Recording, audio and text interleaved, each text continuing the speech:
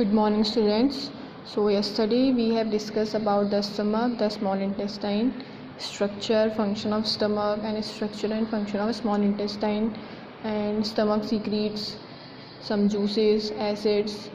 So now today we will discuss in detail about the stomach and structure and function of the stomach. So first point is important organ of digestion is stomach, which lies on left side of the body.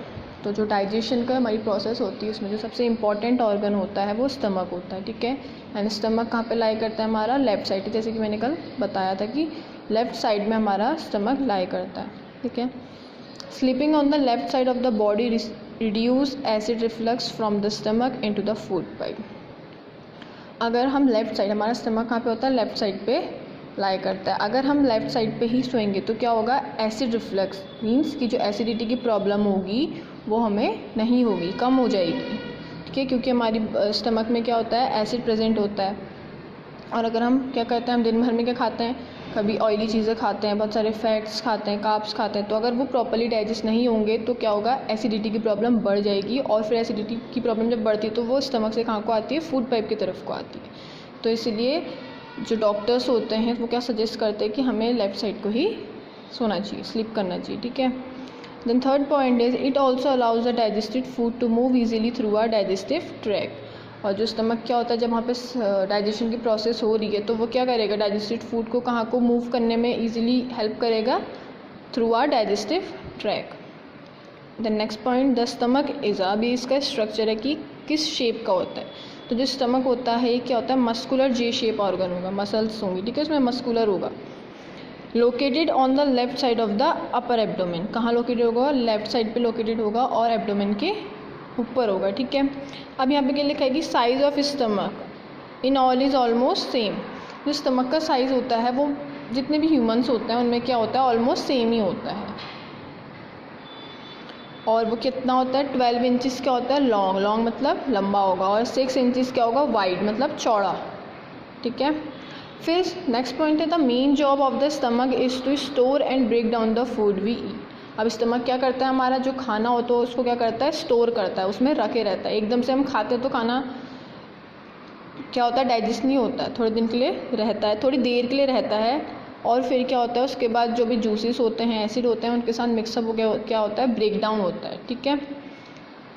और क्या होता है कि जो हमारा stomach होता है वो ऐसा होता है जैसे बलून होता है, बलून में अगर हम कितनी भी एयर डाल दें, ठीक है, तो क्या होगा, वो बड़ा होते रहता है, बड़ा होता है। तो वैसे ही स्टमक क्या होता है, हम उसमें अगर ज़्यादा खाना खा लेते हैं तभी कहते हैं कि खाना क्या होना चाहिए, हिसाब से खाना चाहिए, ज़्यादा खाना नहीं खाना चाहिए, यानी कि कितना भी तुमने खाना खा लिया।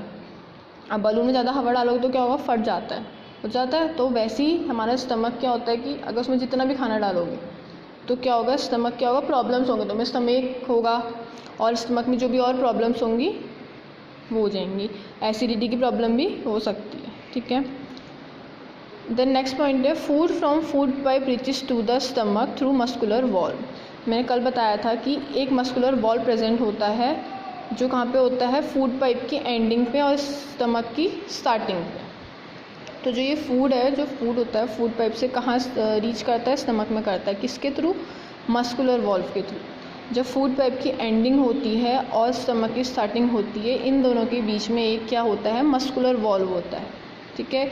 जो हमारा फूड है उसको फूड पाइप की तरफ को नहीं जाने देता है, और अगर वो तभी जाएगा जब हमारे स्टमक में क्या होगा, एसिडिटी और एसिड ज़्यादा हो जाएगा, तभी वो फूड पाइप की तरफ को जाएगा। दिस मस्कुलर वॉल्व, अभी मस्कुलर वॉल्व क्या वर्क करता है, तो ये करता है opening and closing of the stomach.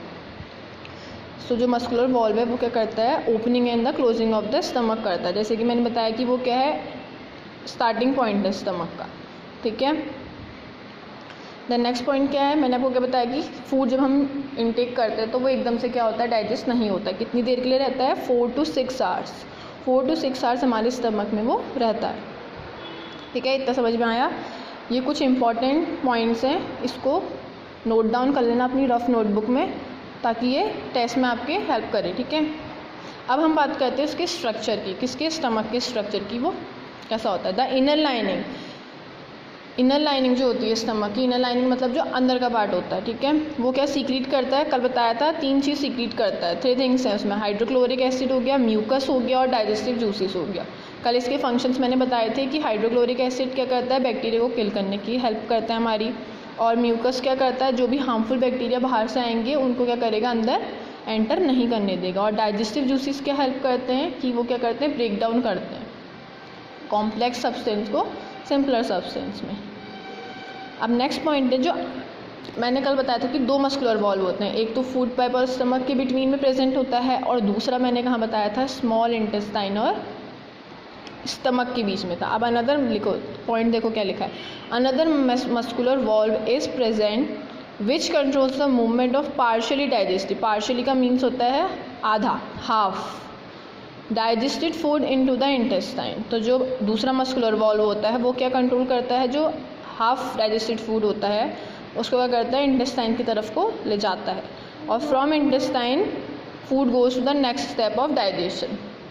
आधी प्रोसेस हमारी कहाँ हो गई, स्टमक में हो गई कंप्लीट। अब जो बची हुई प्रोसेस होगी वो कहाँ कंप्लीट होगी, हमारे इंटेस्टाइन में।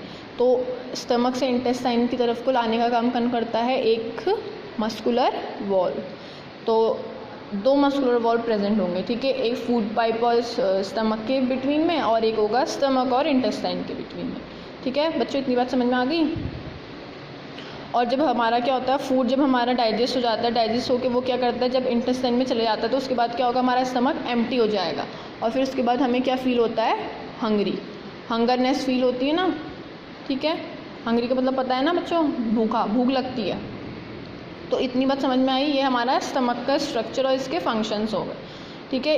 अगर इसको अपनी रफ नोटबुक में नोट डाउन कर लेना, ये तुम्हारा टेस्ट वगैरह में भी आएगा, ठीक है। इतना हमने स्टमक के बारे में जान लिया। अब हमने कल और क्या पढ़ा था, स्मॉल इंटेस्टाइन, तो इसको भी थोड़ा और डिस्कस कर लेते हैं, इसके स्ट्रक्चर और फंक्शंस क्या थे। पहली बात, जो हमारी इंटेस्टाइन होती है वो क्या होती है, लॉन्ग होती है, ठीक है, लंबी, हॉलो, हॉलो क्या होगा, खाली होती है, ठीक है। जब उसमें हम फूड इंटेक करेंगे, डाइजेस्ट होगा स्टमक में, उसके बाद इंटेस्टाइन में जाएगा, तब वो वहाँ पे फुल होगी, लेकिन वैसे क्या होती है, खाली होती है। हॉलो मीन्स खाली होगा, एम्प्टी। और कॉइल्ड होती है, कॉइल शेप में होती है, घूमी हुई, ठीक है। तो ये हमारा स्मॉल इंटेस्टाइन का स्ट्रक्चर हो गया। अब हम बात करते हैं कि ये कितने पार्ट में डिवाइड होती है। तो मैंने कल बताया था कि इंटेस्टाइन कितनी होती है, 2 टाइप्स की होती है, मतलब 2 पार्ट्स में डिवाइडेड होती है। वन होगी हमारी large intestine and another one is small intestine. तो अभी हम बात किसके बारे में कर रहे हैं, स्मॉल इंटेस्टाइन के बारे में, ठीक है। इनके नाम से नहीं, इनका नाम अपोजिट है। लार्ज इंटेस्टाइन छोटी होगी साइज़ में और स्मॉल इंटेस्टाइन बड़ी होती है। अब जो बची हुई हमारी डाइजेशन की प्रोसेस होती है स्टमक के बाद, वो पूरी कहाँ कंप्लीट होती है, स्मॉल इंटेस्टाइन में। इसलिए इसका साइज़ दिया, देखो एडल्ट में जो होगी वो मेज़र करेगी 7 मीटर लॉन्ग, मतलब लंबाई में कितनी होगी, 7 मीटर होगी, और 2.5 सेंटीमीटर होगी डायामीटर में। अब मैंने क्या कहा था, ऊपर क्या पॉइंट लिखा था, ये कॉइल्ड शेप की है, तो कॉइल है तो ये घूमी हुई होगी ना, तो इसका डायामीटर सर्कल में आएगा। डायामीटर किस में होता है हमारा, सर्कल में डायामीटर मेज़र करते हैं ना, तो 2.5 सेंटीमीटर इन डायमीटर इसलिए लिखा गया है, ठीक है। अब मैंने कल एक और चीज़ बताई थी कि जो हमारा स्मॉल इंटेस्टाइन है वो कितने सेक्शंस में डिवाइड है, 3 सेक्शंस में, या 3 पार्ट्स भी कह सकते हैं, ठीक है। तो फर्स्ट वन क्या होता है, ड्यूडेनम। ड्यूडेनम सबसे क्या होगा, अपर पार्ट होगा स्मॉल इंटेस्टाइन का, जो क्या होता है, यू शेप का होगा। Then second one is jejunum. Jejunum होता है लॉन्ग कॉइल्ड होगा, लेकिन कहाँ पे होगा, मिडल पार्ट पे प्रेजेंट होगा ये, ठीक है। फिर नेक्स्ट हम आएंगे, लास्ट वाला जो इसका सेक्शन होगा वो होगा इलियम। इलियम क्या होता है, ये लास्ट पार्ट होता है और हाईली कॉइल्ड होता है, ठीक है। इतना समझ में आया, ये इसके सेक्शंस हो गए, और we can say parts. Now we will study about the structure of the their section, ठीक है। पहला क्या है, ड्यूडेनम। ड्यूडेनम, तो ड्यूडेनम में मैंने इसको डी लिख रखा है, इसको समझ लेना, ठीक है सर। तो ये क्या करता है, रिसीव्स पार्शियली डाइजेस्टेड फूड। ये क्या रिसीव करता है, ये स्मॉल इंटेस्टाइन में जितना भी फूड हमारा उसमें स्टमक में, पहले स्टमक में हमारा जितना भी फूड क्या हुआ डाइजेस्ट हुआ, उसके बाद कहाँ आएगा, मस्कुलर वॉल्व के थ्रू इंटेस्टाइन में आएगा, ठीक है। इंटेस्टाइन में आएगा, तो इंटेस्टाइन में सबसे पहले वो कहाँ पे आएगा, ड्यूडेनम में आएगा। ड्यूडेनम क्या करेगा, पार्शली, वो पार्शली मतलब हाफ ही डाइजेस्टेड होगा, फुली डाइजेस्टेड नहीं होगा। और इस पार्शली डाइजेस्टेड फूड को क्या कहते हैं, ये टर्म क्या कहलाता है, crime, CHYME, crime, known as crime, ठीक है। अब हम बात करते हैं जेजी क्या जेजिनम है, ठीक है। मैंने ये शॉर्ट फॉर्म लिख रखी है, इसको मैं बता देती हूँ, ये जेजिनम है। अब जेजिनम क्या करता है, इतना हुआ पार्शली डाइजेस्टेड फूड हमारा आ गया हमारी स्टमक से इंटेस्टाइन में, then it goes to jejunum. Jejunum क्या करेगा, एब्जॉर्ब कर लेगा फैटी एसिड्स को, शुगर्स को और अमीनो एसिड्स को, पूरा क्या करेगा, एब्जॉर्ब करेगा। एब्जॉर्ब करेगा तभी ये क्या होगा, हमारे ब्लड में मिक्सअप होगा और उसके बाद हमें एनर्जी मिलेगी, ठीक है। अब बात करते हैं लास्ट वाला क्या है, आई से इलियम, ठीक है। ये क्या करेगा, सबसे ज़्यादा, क्योंकि ये सबसे लास्ट में है और हाईली कॉइल्ड है, तो जितना भी बचा हुआ जो चीज़ें होती हैं तो ये सब कुछ क्या कर देता है लास्ट में, सारा it absorbs most of the nutrient, जितना भी बचा हुआ न्यूट्रिएंट होगा वो सब कौन एब्जॉर्ब करता है, इलियम। कहाँ, before passing the food to the large intestine. Small intestine क्या है, बीच में होती है, हाईली कॉइल्ड होती है, और इसकी बाहर की जो ऐसे आउटलाइनिंग होगी वो किससे होगी, लार्ज इंटेस्टाइन से होगी। तो ये सब जो पूरी डाइजेशन की प्रोसेस हो गई वो हमारी कहाँ कंप्लीट हो जाएगी, स्मॉल इंटेस्टाइन में। और जो लास्ट में हमारा इलियम आएगा, इलियम पूरा जो भी बचे हुए न्यूट्रिएंट्स होंगे वो क्या करेगा, सब कुछ एब्जॉर्व कर लेगा, और उसके बाद क्या होगा, जो अनडाइजेस्टेड फूड होगा, ठीक है, वो कहाँ जाएगा, हमारी लार्ज इंटेस्टाइन में। तो एक ये इंपॉर्टेंट पॉइंट है कि 90% of the digestion and absorption occur in small intestine. तो जो 90% हमारा डाइजेशन की प्रोसेस होती है और जो भी न्यूट्रिएंट्स का एब्जॉर्प्शन होता है वो कहाँ कर होता है, स्मॉल इंटेस्टाइन में। ये इंपॉर्टेंट है, इसको भी नोट करना, ठीक है। फिलअप्स में, ट्रू फॉल्स किसी में भी आ सकता है ये। अब बात करते हैं हम स्मॉल इंटेस्टाइन की इनर पार्ट की, वो इनर पार्ट उसका कैसा होता है, ठीक है। तो जो इनर लाइनिंग होती है स्मॉल इंटेस्टाइन की वो क्या होता है, lined by tiny fingers like structure known as villi. हमारा जो स्मॉल इंटेस्टाइन होता है ये हमने कल डिस्कस नहीं करा था, ठीक है, ये आज का न्यू पार्ट है। तो जो स्मॉल इंटेस्टाइन में टाइनी फिंगर्स लाइक वो हमें दिखेंगे नहीं, बहुत अंदर होते हैं, ठीक है, तो इनर लाइनिंग में होते हैं। तो ये क्या होंगे, स्मॉल इंटेस्टाइन क्या होगी, lined by tiny fingers like structure, जिसको क्या कहेंगे हम, विलाई कहलाता है, ठीक है। अब विलाई का क्या फंक्शन होता है ये देखते हैं। Villi help in absorption of nutrients from food, जो भी हमने फूड इनटेक करा है वो डाइजेस्ट होगा, फिर जो उसमें से न्यूट्रिएंट्स होंगे वो कौन एब्जॉर्ब करता है, विलाई करता है, ठीक है। और विलाई क्या करता है, सरफेस एरिया जो स्मॉल इंटेस्टाइन का होता है उसको क्या करता है, इंक्रीज़ कर देता है। अब देखो थोड़ा एनसीईआरटी की बुक में भी देख लेते हैं, इसमें भी दिया है, इसमें क्या टॉपिक दिया है, एब्जॉर्प्शन इन स्मॉल इंटेस्टाइन, तो विलाई वाला इसी में टॉपिक है, ठीक है। पहले इसमें डेफिनेशन दी है एब्जॉर्प्शन की, the digested food can now pass into the blood vessels in the wall of the intestine, this process is called absorption. तो एब्जॉर्प्शन की प्रोसेस क्या होगी, जो भी हमारा डाइजेस्टेड फूड होगा वो क्या होगा, पहले वहाँ कहाँ जाएगा, हमारी स्मॉल इंटेस्टाइन में होगा, तो वो सब डाइजेस्ट हो जाएगा। उसके बाद जो बचे हुए न्यूट्रिएंट्स होंगे उसको जो वो होगा वो क्या करेगा, एब्जॉर्व कर लेगा। एब्जॉर्व क्या कर लेगा, सारे न्यूट्रिएंट्स को एब्जॉर्व कर लेगा। देन क्या लिखा था, inner wall of the small intestine. अभी मैंने बताया कि जो इनर वॉल होती है वो क्या होता है, फिंगर लाइक स्ट्रक्चर्स उसमें होते हैं, उसको क्या कहलाता है, वो विलाई कहलाता है, ठीक है। सिंगुलरली हम इसको क्या कह सकते हैं, विलायस। प्लूरल होगा इसका विलाई। विलाई मतलब बहुत सारे होंगे, ठीक है, एक नहीं होगा, बहुत सारे होंगे। अब लिखा है, can you guess what the role of villi could be in the intestine. तो इसमें एक क्वेश्चन है, तो क्या उसका रोल होगा। देखो इसका क्या रोल लिखा है कि ये इंक्रीज़ क्या करता है, सरफेस एरिया इंक्रीज़ करेगा, काहे के लिए, ताकि एब्जॉर्प्शन ढंग से हो सके हमारे डाइजेस्टेड फूड का। और जो हर एक विलायस होता है उसका क्या होता है, नेटवर्क होता है, thin and small blood vessels present होती है उसमें, ठीक है।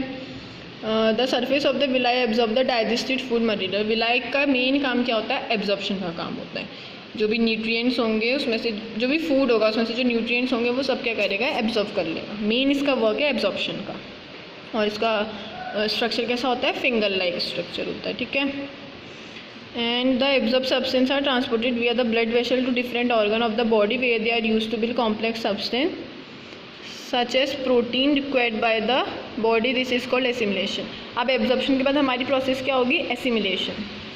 तो एसिमिलेशन की सिंपल डेफिनेशन देख लो, ये है the process by which the absorb substance is utilized by different parts of body is called assimilation. इसका मीनिंग है कि जो भी हमारा एब्जॉर्ब सब्सटेंस होंगे वो हमारी बॉडी क्या करेगी, यूटिलाइज मतलब उसे यूज़ कर लेगी। यूज़ करके क्या होगा, डिफरेंट पार्ट्स ऑफ बॉडी में मिक्सअप हो जाएगा, तो ये प्रोसेस क्या कहलाएगी, एसिमिलेशन। एसिमिलेशन का मीनिंग होता है घुल मिल जाना, ठीक है। घुलना मिलना क्या होता है, मिक्सअप। जो भी सब्सटेंस एब्जॉर्ब कर रहे हैं वो सब क्या होगा, ब्लड वेसल्स और ब्लड में क्या होंगे, मिक्सअप हो जाएंगे, उससे हमें क्या मिलेगी, एनर्जी। तो ये प्रोसेस क्या कहलाती है, हमारी एसिमिलेशन कहलाती है। ठीक है, अब हम बात कर लेते हैं, हमने स्मॉल इंटेस्टाइन पढ़ लिया, अब हम लार्ज इंटेस्टाइन को भी देख लेते हैं कि लार्ज इंटेस्टाइन का पहले स्ट्रक्चर। लार्ज इंटेस्टाइन क्या है, वाइडर है एंड शॉर्टर है। चौड़ी तो है, वाइडर मतलब चौड़ी है, लेकिन शॉर्टर है ये। ठीक है, किससे, स्मॉल इंटेस्टाइन के कंपैरिजन में ये छोटी होती है, और इसका साइज़ देखो 1.5 मीटर होता है, लेंथ में 1.5 मीटर की होती है। इसका फंक्शन क्या है, absorb water and some salt from the undigested food material. ये क्या एब्जॉर्ब करती है, अनडाइजेस्टेड फूड इसके पास आ जाएगा, उसके बाद ये क्या एब्जॉर्ब करेगी, वहाँ से वाटर और सॉल्ट को एब्जॉर्ब कर लेगी, क्योंकि वाटर और सॉल्ट भी हमारी बॉडी के लिए बहुत नेसेसरी है। वाटर और सॉल्ट बॉडी में नहीं होगा तो क्या हो जाता है, डिहाइड्रेशन हो जाती है। ठीक है, तो ये भी ज़रूरी है। तो the remaining waste passes into the rectum, और जो बचा हुआ रिमेनिंग वेस्ट होता है जिसको हमें नहीं चाहिए होता है वो कहाँ चले जाता है, रेक्टम में, and remains there as semi solid faeces. The faecal matter is remove through the anus, ये एनएस से निकल जाता है और टाइम टू टाइम निकलता है ना, मॉर्निंग में सब जाते होंगे वॉशरूम, हाँ, तो वो यही चीज़ है। द फीकल मैटर क्या होता है, वही is remove through the NS, कहाँ से निकल जाता है, हमारे एनएस से निकल जाता है टाइम टू टाइम, और इस प्रोसेस को हम क्या कहते हैं, इजेशन। तो ये लास्ट प्रोसेस हमारी क्या होती है, इजेशन। ठीक है बच्चों, हमारी डाइजेशन की प्रोसेस, डाइजेशन इन ह्यूमन्स यहाँ पे फिनिश हो चुका है। तो अब देख लो हमने स्टार्टिंग कहाँ से करी थी, सबसे फर्स्ट स्टेप था हमारा इंजेशन। इंजेशन मतलब जब हमने फूड क्या करा था, माउथ में इनटेक, मतलब हमारी बकल कैविटी में क्या करा था, इनटेक किया था। ठीक है, उसके बाद वो कहाँ गया था, हमारे फूड पाइप पे, फूड पाइप से वो कहाँ गया, हमारे स्टमक में। तो स्टमक में और स्मॉल इंटेस्टाइन में जो प्रोसेस हुई थी वो क्या कहलाई, हमारी डाइजेशन। डाइजेशन के बाद जो हमारे स्मॉल फिंगर लाइक स्ट्रक्चर थे वो क्या थे, विलाई ने क्या करा, वहाँ सब क्या करा, फूड में से जो भी न्यूट्रिएंट्स है उन्हें एब्जॉर्ब कर लिया, तो वो प्रोसेस क्या कहलाई, एब्जॉर्प्शन। और देन उसके बाद हमारी कौन सी प्रोसेस आई, एसिमिलेशन। एसिमिलेशन में क्या था, जो भी सब्सटेंस हमने या फिर जो भी न्यूट्रिएंट्स हमने फूड में से एब्जॉर्ब करे थे वो सब क्या हो गए, हमारे ब्लड में मिक्सअप हो गए, तो वो प्रोसेस क्या कहलाई, एसिमिलेशन। और देन लास्ट प्रोसेस हमारी क्या हुई, इजेशन। इजेशन का मतलब क्या हुआ कि जो भी हमारा फीकल मैटर था, जो वेस्ट मटेरियल था हमारी बॉडी में, वो हमारा क्या हो गया, निकल गया बाहर, तो वो क्या कहलाई, इजेशन। तो ये पूरी डाइजेशन इन ह्यूमंस था। अब इसको सब अपनी रफ नोटबुक में नोट डाउन कर लेना, ये बहुत इंपॉर्टेंट है और ये टेस्ट में भी आएगा। तो थैंक यू स्टूडेंट्स।